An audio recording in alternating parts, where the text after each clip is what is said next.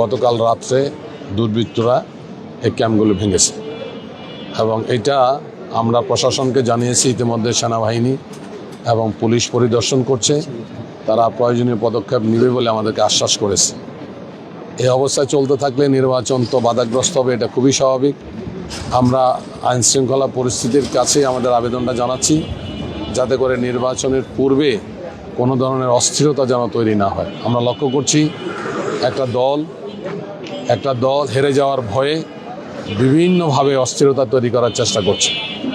তবে এই নির্বাচনী ক্যাম্প ভেঙে দিয়ে ভোটারদেরকে করা যাবে না, ভয়ভীতি দেখানো যাবে না।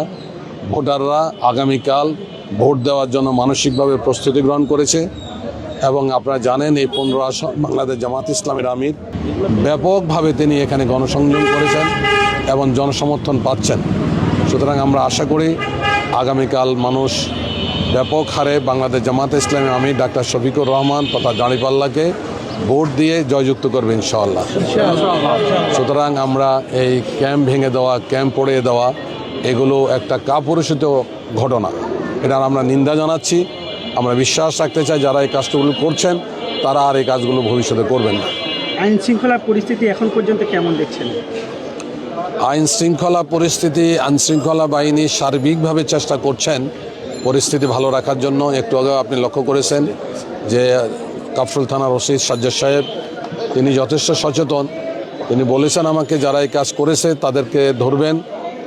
তার পাশাপাশি যারা এখানে রাত্রে টহল পুলিশ ছিলেন তাদেরকেও তিনি শোকজ করবেন বলে আমাকে আশ্বাস করেছেন। এখন পর্যন্ত আমরা আইনশৃঙ্খলা পরিস্থিতি অত অবনতি হয়েছে বলে মনে করি না। দেখা যাক, তেনার আশ্বাস দিয়েছেন, আমার বিশ্বাস রাখি সরকারও এটার প্রতি সচেতন। ইসি আমাদেরকে বলেছেন যে 15 নম্বর আসন যেহেতু জাতীয় নেতার আসন, আমরা এটার দিকে খেয়াল রাখবো, তেনারা খেয়াল রাখবেন বলে আমরা মনে করছি।